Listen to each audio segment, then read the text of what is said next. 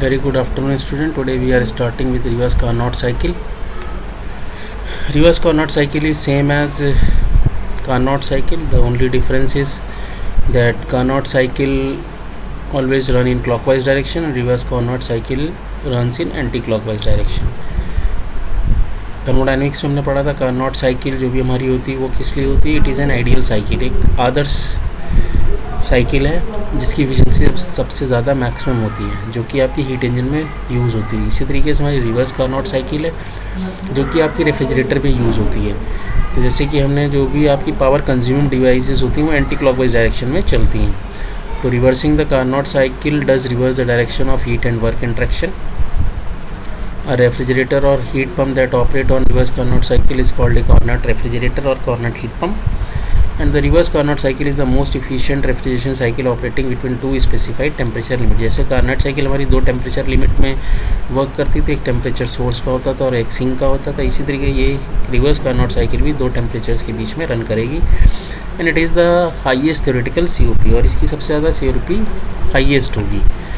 अब जैसे कि इसमें दिख रहा है फ्रॉम प्रोसेस 1 to 2 हमारा एवोपरेटर लगा हुआ है. जैसे कि हमने बात की थी हमारे 4 कंपोनेंट हैं, एवोपरेटर, कंप्रेसर, कंडेंसर. इसमें टरबाइन दे रखा है, पर हमारे रेफ्रिजरेटर में टरबाइन की जगह एक्सपेंशन होता है. टरबाइन में भी एक्सपेंशन होता है और वो एक्सपेंशन वाल्व यूज़ करते हैं हम यहाँ पे. तो यहाँ पे जो टरबाइन है आपका, इसको आप रिप्लेस कर सकते हैं किससे, एक्सपेंशन वाल्व से. तो प्रोसेस 1 to 2 अगर एवोपरेटर में आप देखेंगे, process 1 to 2 the refrigerant absorb heat isothermally from low temperature source. जैसे कि मैंने आपको बार बार बताया कि एवोपरेटर के अंदर जो भी चीज़ आप रखेंगे वो क्या करेगा, हीट को रिजेक्ट करेगा. कोई भी सामान वो कौन होगा, जो एवोपरेटर रेफ्रिजरेटर होगा. तो रेफ्रिजरेंट क्या है, अब्जॉर्ब कर रहा है, हीट को ग्रहण कर रहा है जो कि ऑब्जेक्ट छोड़ रहा है from A low temperature source in the amount of QL amount से हीट अब्जॉर्ब कर रहा है. तो रेफ्रिजरेंट 2 से 3 क्या है, हमारा कंप्रेसर दिख रहा होगा आपको. 2 से 3 के बीच में क्या है, कंप्रेसर है. तो refrigerant compressors compress to state 3 to temperature rise to TH. तो यहाँ पे टेम्परेचर TL था, कंप्रेसर ने टेम्परेचर क्या कर दिया, TH कर दिया. 3 से 4 अगर आप देखेंगे हमारा कंडेंसर है. Refrigerant reject heat to high temperature at TH in the amount QH. तो कंडेंसर में क्या होता है, रेफ्रिजरेंट जो कंप्रेसर से निकल रहा है वो उसका टेम्परेचर बहुत हाई हो गया है. अब वो क्या है, आप एटमॉस्फेयर में क्या करेंगे, उसको रिजेक्ट कराएंगे और उसकी स्टेट को क्या करेंगे, चेंज करेंगे. Refrigerant changes from saturated vapour state to a saturated liquid state in the condenser. तो कंडेंसर में मेनली क्या काम हो रहा है, जो रेफ्रिजरेंट हमारा कंप्रेसर में वेपर फॉर्म में था वो किस में कन्वर्ट होगा, हमारा लिक्विड फॉर्म में कन्वर्ट होगा. 4 to 1 क्या हो रहा है, refrigerant expand adiabatically to state 1. और 4 से 1 में क्या हो रहा है, रेफ्रिजरेंट एक्सपेंड हो रहा है एक तरीके से, ठीक है, एक्सपेंशन हो रहा है एक तरीके से. और वो कहाँ जा रहा है, एवोपरेटर में जा रहा है. तो इस तरह ये साइकिल हमारी रन कर रही है. 1 से 2 एवोपरेटर के बीच में, 2 से 3 कार्नेट के ये कंप्रेसर, 3 से 4 कंडेंसर और 4 से 1 हमारा टरबाइन है. ठीक है, नेक्स्ट स्लाइड देखते हैं हमारा. ये अब ये देखिए, ये आपका TS डायग्राम बना हुआ दिख रहा है आपको. तो हमें पता है ये कब जो हमारा क्रिटिकल पॉइंट की कब है, this is your saturated liquid line and this is your saturated vapour line. तो 1 से 2 हमारा क्या है, एवोपरेटर में हो रहा है. 1 से 2 हमारा एवोपरेटर में जहाँ पे हीट अब्जॉर्ब हो रही है. 2 से 3 हमारे रखा हो रहा है कंप्रेसर. और कंप्रेसर में हम सबको पता है कैसा प्रोसेस होता है, आइसेंट्रोपिक प्रोसेस होता है. कंप्रेसर में क्या होता है, आइसेंट्रोपिक प्रोसेस होता है. तो 2 से 3 आप देख रहे हैं स्ट्रेट लाइन है और ये एंट्रोपी है, एंट्रोपी क्या रहेगी, 2 से 3 कांस्टेंट रहेगी. 3 से 4 क्या हो रहा है, 3 से 4 अगर आप देखेंगे कंडेंसर है जहाँ से हीट क्या हो रही है, रिजेक्ट कर रही है. और 4 से 1 क्या हो रहा है, एक्सपेंशन डिवाइस. एक्सपेंशन डिवाइस में भी आपकी एंट्रोपी क्या है, कांस्टेंट है. पर ये डायग्राम थोड़ा सा गलत बना है, ये लाइन स्ट्रेट नहीं आएगी, थोड़ी कर्व आएगी. ठीक है, PS डायग्राम में ये लाइन स्ट्रेट आएगी. तो दिस इज़ द साइकिल पे कैसे आप दिखाएंगे कार्नोट, रिवर्स कार्नोट साइकिल. अब इसमें सारे प्रोसेस आप रिवर्स कार्नोट साइकिल में देखेंगे. हमारे 4 प्रोसेस होते हैं. एक एडियाबेटिक कंप्रेशन होता है, आइसोथर्मल कंप्रेशन, एडियाबेटिक एक्सपेंशन और आइसोथर्मल एक्सपेंशन. तो प्रोसेस 1 to 2 हमारा क्या हो रहा है, एडियाबेटिक कंप्रेशन. कंप्रेशन मतलब संपीड़न हो रहा है. संपीड़न किसी भी चीज़ का होता है तो उसका वॉल्यूम क्या होता है, रिड्यूस होता है. पॉइंट 1 पे आप देख रहे हैं वॉल्यूम ज़्यादा है, पॉइंट 2 पे वॉल्यूम कैसा है, कम है, ज़्यादा कम है. तो 1 से 2 कंप्रेशन हो रहा है, एडियाबेटिक कंप्रेशन. 1 से 2 कैसा हो रहा है, एडियाबेटिक कंप्रेशन. तो जब कंप्रेशन हो रहा है, वॉल्यूम रिड्यूस हो रहा है इसका, तो इसका मतलब इसका प्रेशर भी बढ़ेगा और टेम्परेचर भी बढ़ेगा. जैसा कि मैंने आपको बताया, कंप्रेसर में हमेशा प्रेशर और टेम्परेचर क्या होता है, बढ़ता है. फिर आपका आइसोथर्मल कंप्रेशन हो रहा है.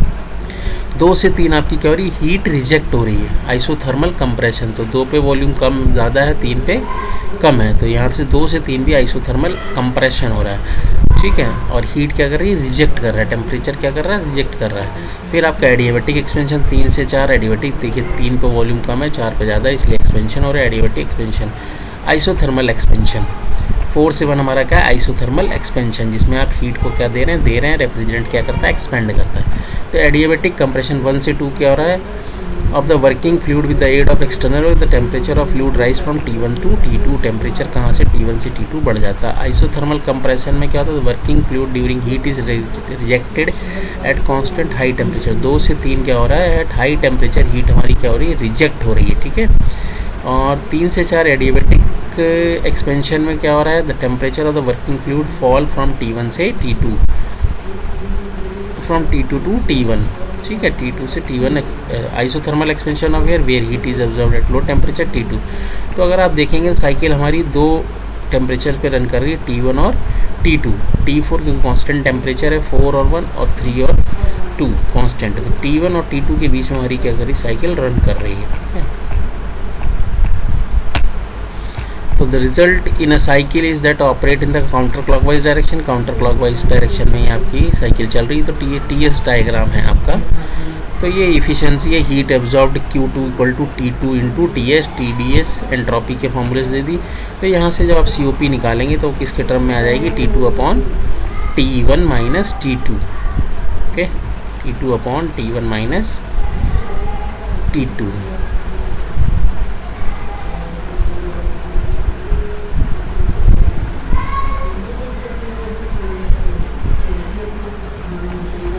Practically, the reverse Carnot cycle cannot be used for refrigeration purpose as adiabatic process require very high speed operation, whereas isothermal process required very low speed process. Okay.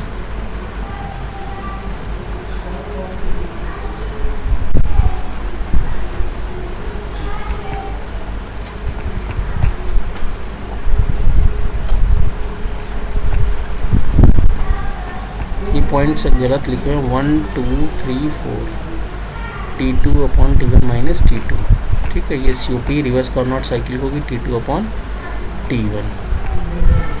तो रिवर्स कार्नोट साइकिल पॉसिबल क्यों नहीं है हमारी, क्योंकि उसमें एक process बहुत high speed से होता है, दूसरा प्रोसेस बहुत लो स्पीड से होता है, जो कि पॉसिबल नहीं है, ठीक है, ओके। तो this is your method of refrigeration. तो methods of refrigeration, natural refrigeration क्या है, मेथड्स ऑफ रेफ्रिजरेशन की बात करें, 2 टाइप के रेफ्रिजरेशंस हैं हमारे पास। एक हमारा है नेचुरल रेफ्रिजरेशन मेथड और एक हमारा है आर्टिफिशियल रेफ्रिजरेशन मेथड। तो नेचुरल रेफ्रिजरेशन में कौन सा होता है, nocturnal cooling, evaporative cooling, cooling by salt. तो नॉकटर्नल कूलिंग क्या होती है, जब वहाँ पे बड़े बड़े ग्लेशियर्स होते हैं, पहले ज़माने में कूलिंग जो हम करते थे वो कैसे करते थे, बड़े बड़े ग्लेशियर्स होते हैं उनकी बर्फ़ को हम काट के रख लेते थे, उसके थ्रू हम क्या करते थे, कूलिंग करने की कोशिश करते थे। ये सिंपल सी बात, आप ग्लेशियर्स में अगर किसी पॉट में पानी भर के रख देंगे तो वो पानी रात भर में अपने आप ठंडा हो जाएगा, क्योंकि ग्लेशियर्स क्या करेंगे, हीट को गेन करेंगे। जो पानी हीट को रिमूव करेगा वो कौन, ग्लेशियर क्या करेंगे, अपने अंदर एब्जॉर्ब कर लेंगे इस तरह पानी। तो उसको हम क्या कहते हैं, नॉकटर्नल कूलिंग। नॉकटर्नल का कूलिंग का मतलब है कि आइस, बड़े बड़े ग्लेशियर से आइस को तोड़ के रख लिया गया और वो कूलिंग पर्पज़ के लिए क्या हो रही है, यूज़ हो रही है। एवोपरेटिव कूलिंग सब आप लोगों ने देखा ही होगा। एवोपरेटिव कूलिंग हमारी जैसे घड़े में पानी ठंडा हो रहा है, उसमें छोटे छोटे पोर्स रहते हैं, एयर का फ्लो होता है, उसके थ्रू क्या हो जाती है, कूलिंग हो जाती है। कूलिंग बाय सॉल्ट सोल्यूशन मतलब क्या होता है, जैसे कि आपने आइसक्रीम को जमते हुए देखा होगा, नमक के साथ वो नमक का यूज़ करते हैं कूलिंग को प्रोड्यूस करने के लिए। आर्टिफिशियल रेफ्रिजरेशन मेथड्स में हमारे वेपर कंप्रेशन साइकिल आ गई, वेपर एब्जॉर्प्शन साइकिल आ गई, स्टीम जेट रेफ्रिजरेशन साइकिल आ गई, ठीक है। तो ये सब चीज़ें हम डिस्कस करेंगे। तो this completes your chapter number 1।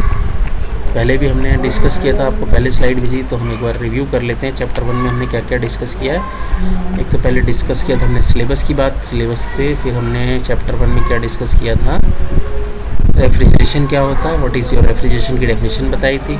इनके एग्जांपल्स की बात हमने करी थी, कौन कौन से एग्जांपल्स होते हैं। एयर कंडीशनिंग क्या होती है, नेसेसिटी ऑफ रेफ्रिजरेशन क्या होती है, रेफ्रिजरेटिंग इफेक्ट की बात करी थी हमने, ओके। तो this is all about refrigerating की बात की थी हमने।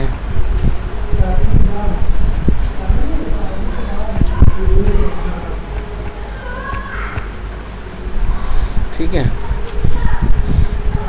नेसेसिटी ऑफ रेफ्रिजरेशन की बात की थी, मीनिंग ऑफ रेफ्रिजरेशन, इफेक्ट बताया था आपको, यूनिट ऑफ रेफ्रिजरेशन क्या होती है, इंपॉर्टेंट भी बताया था, COP ऑफ हीट पंप और COP ऑफ रेफ्रिजरेशन, कैसे difference between COP and efficiency, and methods of refrigeration हमने बताए थे, ये आपको कॉन्सेप्ट ऑफ रेफ्रिजरेटर ये सब बताया था, concept of heat pump and refrigerator, दोनों में रिलेशन आपको बोला था निकालने के लिए, दोनों में रिलेशन निकाल के आप लोग देखेंगे, ठीक है। फिर आज हमने डिस्कस किया रिवर्स कार्नोट साइकिल क्या होती है हमारी, और मेथड्स ऑफ रेफ्रिजरेशन। तो this is all about your first chapter. Okay, thank you.